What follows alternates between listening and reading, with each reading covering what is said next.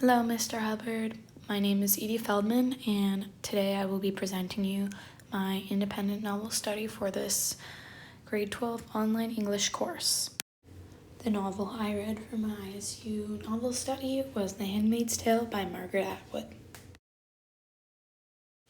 So before I get into the project itself, I wanted to do a quick overview and introduction to the ISU and why it's important. So I would like to begin by just harping on the idea of the power of language, because we have talked about it throughout this whole course, why English is so important, and all literary works such as the one that I'm going to be talking about today use language to communicate an important message, and they use language to educate people, which is what I'm going to be doing today. I'm going to be analyzing how the language used in The Handmaid's Tale relates to real-life human events.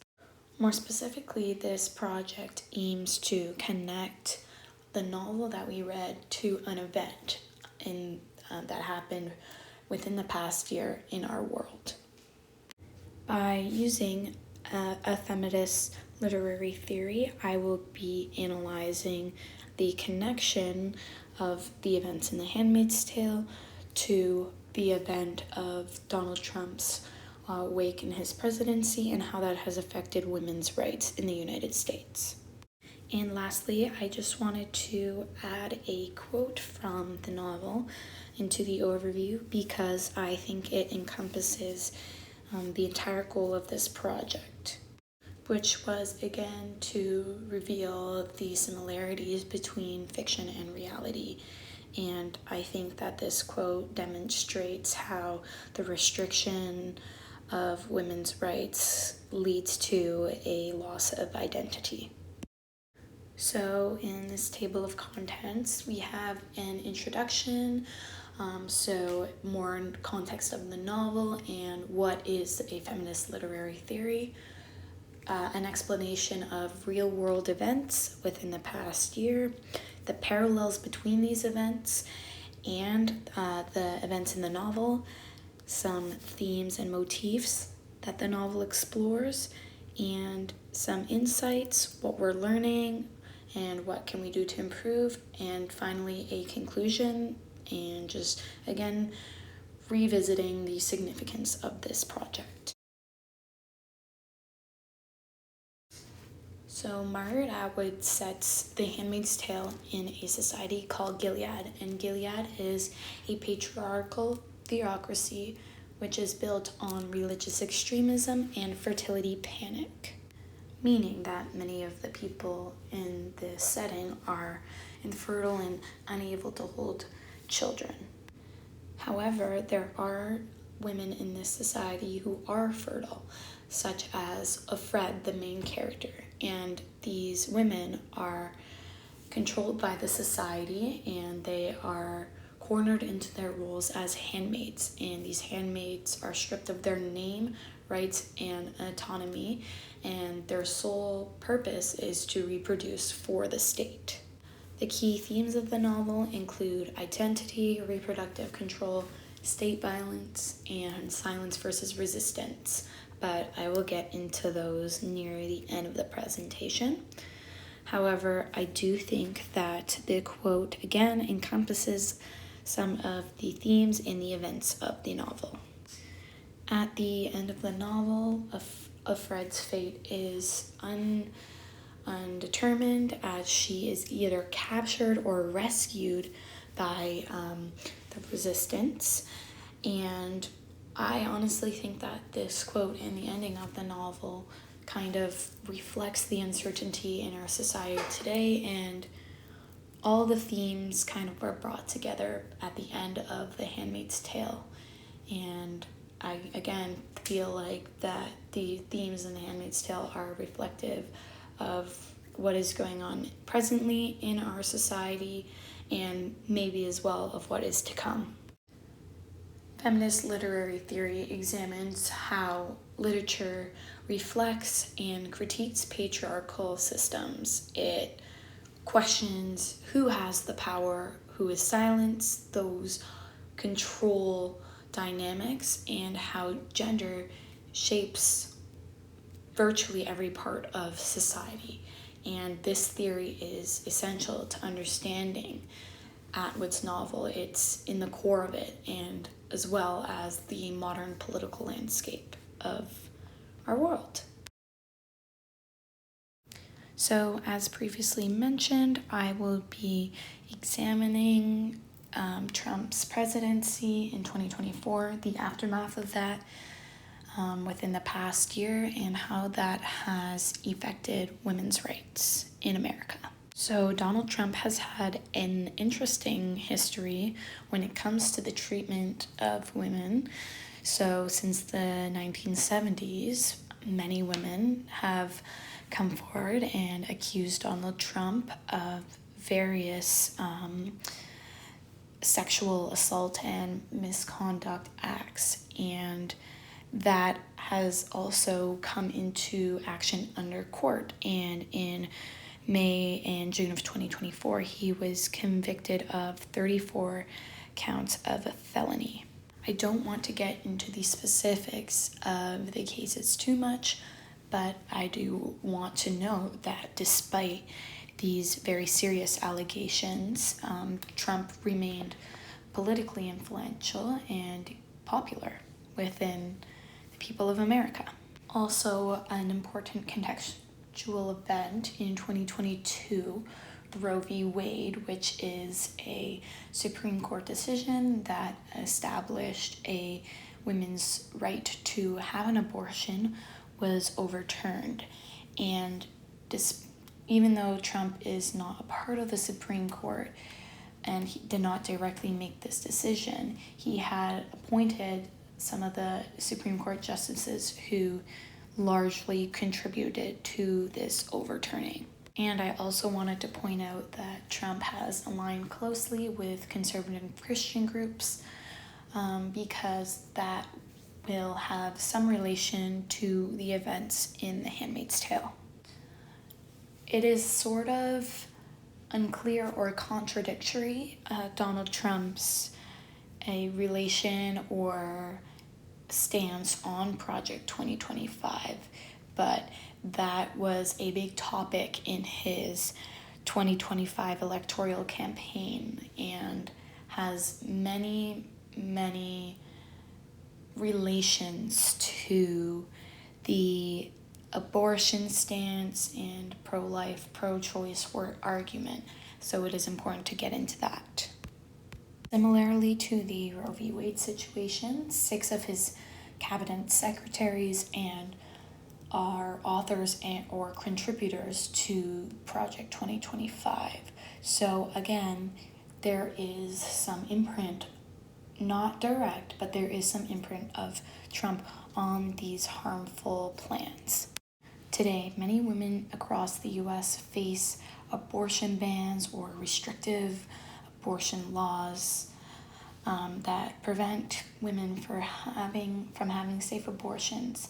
They can even be criminally charged for crossing state lines to seek safe abortions, which is very dangerous.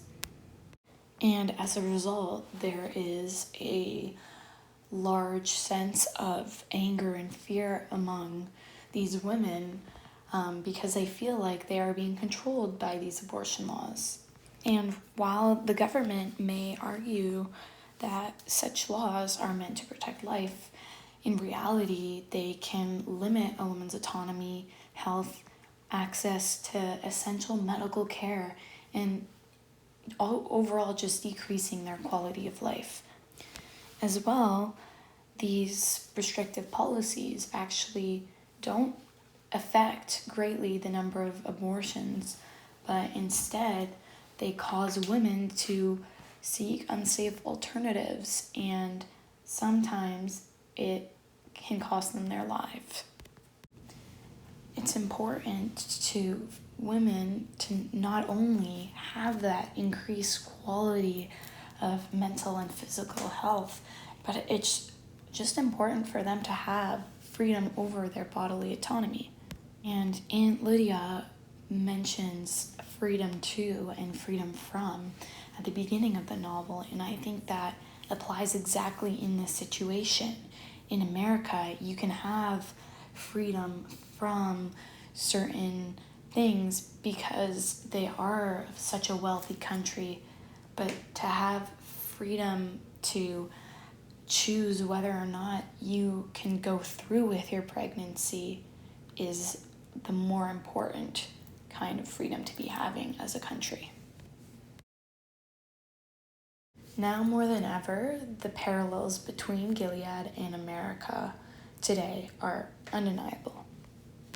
Handmaids in The Handmaid's Tale are at complete loss of their bodily autonomy, and they are forced to be impregnated by these commanders. In fact, Fred had a baby with her husband Nick before Gilead, but unfortunately both of them were taken away from her as she had to fulfill her duties as a handmaid.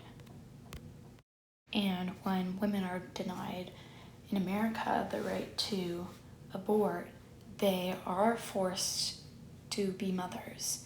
And that again is an example of the loss of bodily autonomy. Both societies use legal systems as weapons to criminalize bodily autonomy. So in The Handmaid's Tale, people are often at most extreme murdered. And though in the US it is less extreme, people are still being criminalized for using their bodily autonomy. Often oppressive views are masked by Christianity or religion. So in Gilead, that is their whole philosophy. And in the US, their oppressive views on queer people and abortion and etc. are masked by Christianity and religion. And then lastly, I just wanted to make note of the surveillance that is constant in American society and in Gilead. So Gilead's eyes, of course, versus the digital surveillance under menstrual cycle tracking apps. And most importantly, the institutional silence and fear of the women in both of these societies.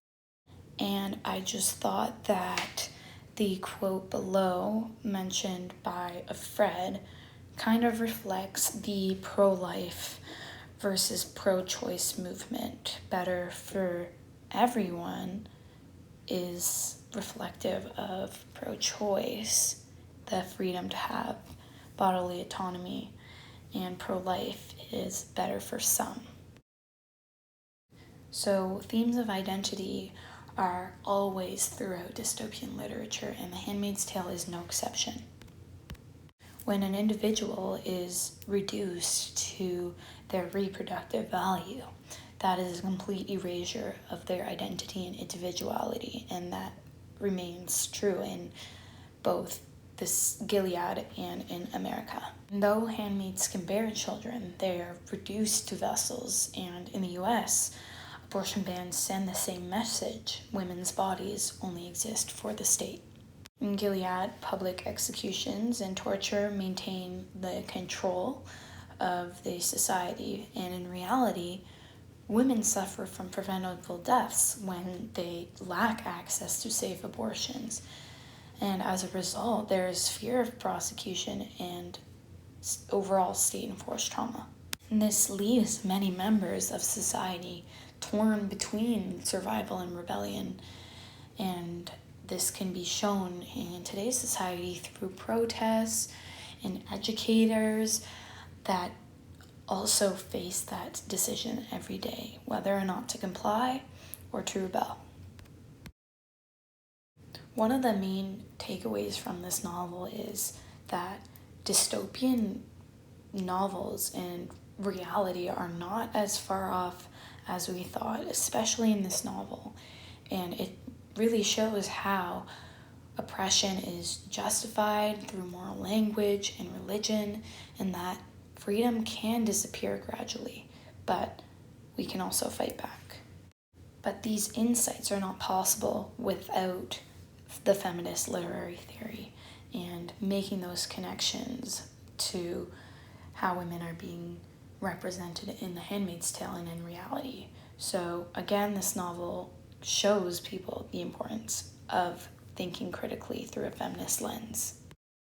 The Handmaid's Tale has many deep themes of resistance, but how can we apply these into our society? How can we improve as a society?